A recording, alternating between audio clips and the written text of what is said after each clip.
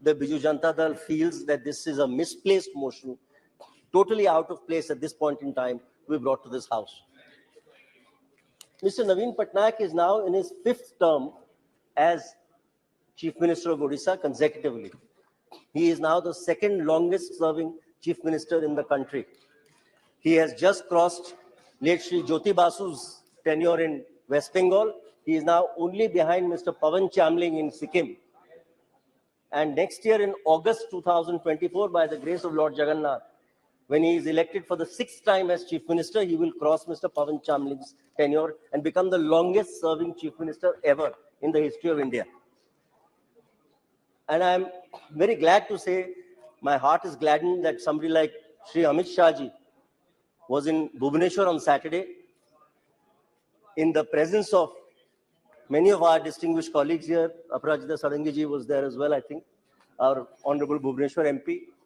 Shri Shah very graciously said that it is without doubt that Mr. Naveen Patnaik is India's most popular Chief Minister. These were Mr. Amit Shah's own words. And he also praised Mr. Patnaik for the cooperative federalism and the constructive cooperation with the center that he has demonstrated in his last 24 years as Chief Minister. He doesn't believe in needlessly picking quarrels with the central government. It doesn't pay. We are a regional party. In the kind of fiscal architecture our constitution has provided, it is impossible to continuously bicker and fight with the central government and survive as a model fiscal state as Odisha is today. Particularly if you are needlessly, constantly heckling the central government, because that doesn't obtain to the interests of the people of the state. This is Mr. Patnaik's firm view. He believes that, yes, party politics has its place. There is no question. And that's why I said the other day when I was speaking on the Delhi bill, the BJP is our principal opposition party in the state and we fight them tooth and nail when elections are concerned. But once elections are over, then that should be the end of party politics. Then governance kicks in. And for governance to kick in, you have to rise above partisan party politics and work in partnership with constructive cooperation in a federal structure. That's what Mr. Patnaik has always believed in, and that's what Amit Shah ji, in fact, said, that this is the reason that I appreciate Mr. Patnaik's role as Chief Minister. I cannot support a no confidence motion against a central government today, even though we are against the BJP as a political party. But a central government which may not have given us our entire wish list. No central government ever can give every state government's entire wish list. I recognize that fact. There are fiscal constraints where resources are in short supply, and therefore it's not possible for every central government to give in to every state government demand. But in terms of rise in coal production, in terms of mineral royalty revision, which has long been Odisha's just demand, in terms of the removal of an export tax on iron ore and manganese ore, which was vital for Odisha's fiscal management. In terms of, the other day there was a bill for exploration of offshore minerals, which has long been our demand. In terms of, in my constituency, a Puri International Airport, which has again long been a dream of the people of Puri. Now that is well underway. Yesterday, Mr. Sindhya very kindly said in the House that it is virtually in the last stages of completion of plans, and therefore construction should start very soon. In terms of the Puri Heritage, Jagannath Puri Heritage Corridor, which was opposed by some of my distinguished colleagues, I shall not name them, but which the central government ensured the ASI gave permission for it. So I am grateful, therefore, for many things that the central government has done for Odisha, which is why, in any case, I am unable to persuade myself on behalf of my party and my leader to support a no confidence motion today, which has been brought by the Congress party. Let me now come to the merits of this particular no confidence motion that they have allegedly brought on one count alone, that is to bring the Prime Minister to the House. That seems to be the reason why this no confidence has been moved, that the Prime Minister should be brought to this House. He is avoiding the House and avoiding speaking on Manipur. Mr. Chairman, I have always believed that the Congress party is adept at snatching defeat from the jaws of victory. They are also very adept at cutting their nose to spite their face. And I say this advisedly. They know every time the Prime Minister has got up to speak on the floor of this House, and I think his worst political adversaries will recognize the fact that he's a peerless orator. There is no question. I don't think there is an orator today in India who matches him. There's no question. Everybody recognizes that fact. So every time he gets up on the floor of the House, he puts the Congress party through the shredder. I mean, they actually go through a shredding machine. So I cannot understand why they should cut their nose to spite their face, ask him to come to the House and put them through the shredder, as I have no doubt he will when he replies on Thursday. So this defies common sense, it defies logic, it defies political sense. I believe that there are other arguments that would have been more persuasive. The people of this country will decide if the Prime Minister has chosen not to speak, whether that was right or that was wrong, is for the people to decide. And you have to take that case to the people. You don't bring a no confidence, which is doomed to fail in any case. At the threshold, you know your no confidence is doomed to fail. You don't bring it needlessly and waste the time of the House. You don't disrupt the House needlessly when you know that the ruling party likes nothing better than the House being disrupted so that bills can be passed in the din. So ministers are happy not to answer any questions in question hour. This is, for every ruling party, this is a dream scenario. They let the opposition disrupt parliament so that we can go home and sleep happily. So therefore, this kind of disruptive politics has not paid dividend in the past, and I have no doubt that this kind of disruptive politics will not pay dividend in the future.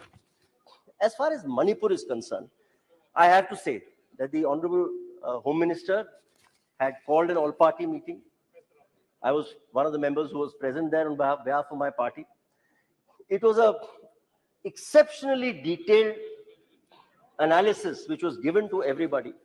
The Congress party was represented there by Shri Ibobi Singh, the three-term former Chief Minister. All the other parties were there. And we were given a complete kaleidoscope, really, of what has gone wrong in Manipur. And these are legacy issues.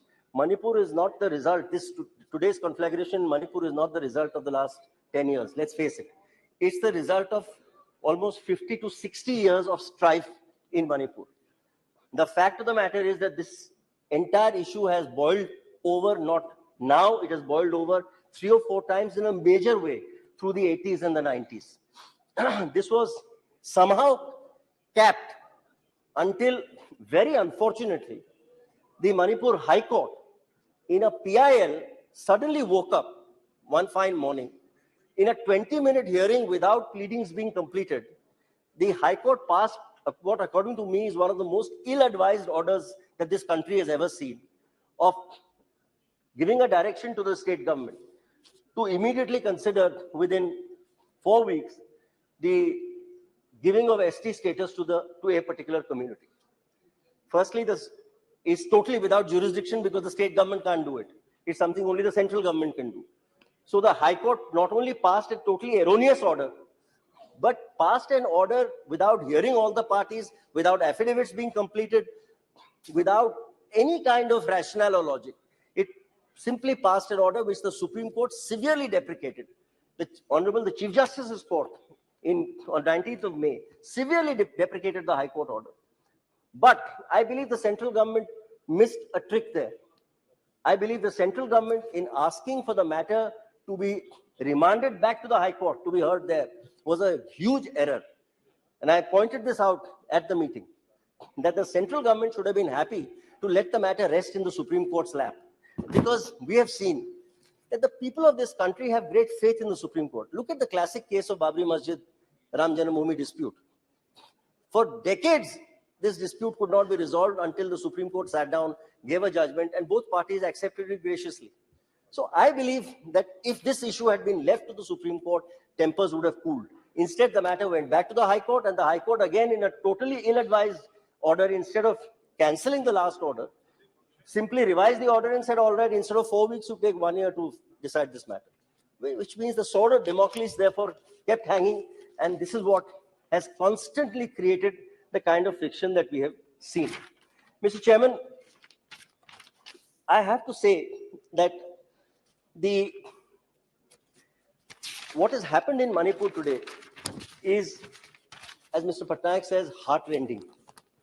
And he has asked me to, in fact, mention in the all-party meeting and to speak today and say that all parties must speak in one voice.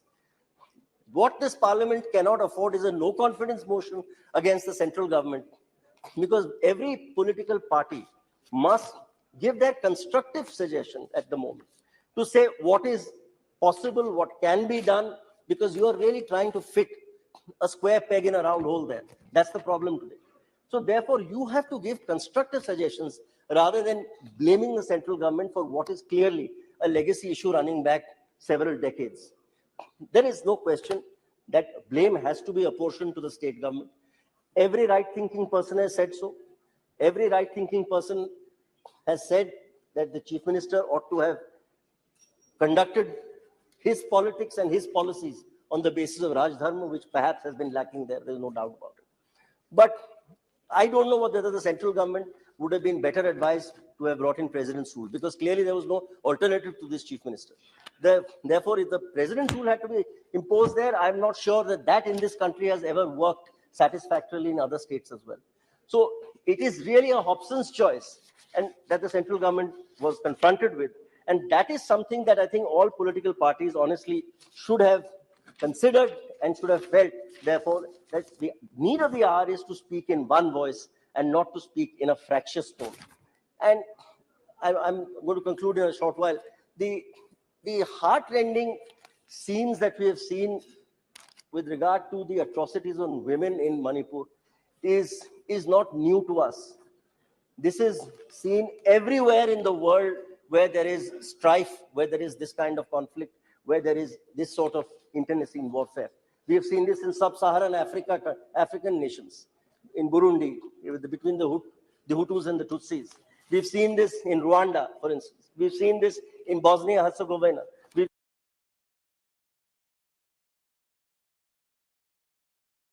seen this in Serbia.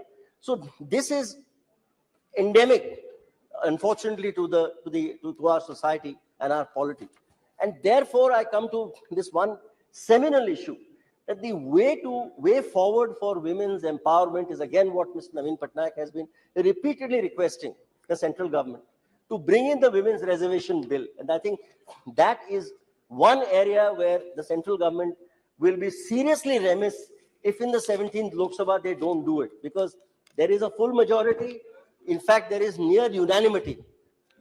Today, all shades of political opinion in this house and the upper house are of the same opinion, that there should be women's reservation in the state assemblies as well as in central parliament, because that is the kind of empowerment we need for women on the ground level, at the cutting edge level, at the grassroots level, to feel empowered, to feel that they have an equal stake in society, and for men to therefore feel that, look, they are now our equals, they are in a as powerful position as we are, so therefore we should treat them at par. So, Mr. Chairman, this is something that I would seriously on this occasion, if there is anything on which I feel that this government, I think, lacks the confidence of this House, quite frankly, is that they have not brought, despite being fully empowered to do so, the women's reservation bill so far. We have now only one more session of Parliament after this, which is the winter session. I certainly plead and urge the Prime Minister that he should bring in the women's reservation bill, have it passed unanimously. It can be done in 15 minutes in the lower house and the upper house. Parliamentary affairs ministers here, I have requested him personally many times also. But they're saying that it is lapsed now, because I know it should not. I don't know, I was told. But in any case, so that is one of the things that we need to seriously consider. Now, therefore, for a number of compelling reasons that I have mentioned, we are completely unable to persuade ourselves on behalf of the Biju Janata Dal and Mr. Naveen Patnaik to support this no confidence motion. I have no doubt that it will be resoundingly defeated and it will be rejected as it ought to. And unfortunately, I think it will not at all benefit the Congress party to have brought this no confidence at this. Thank you very much, Mr. Chairman.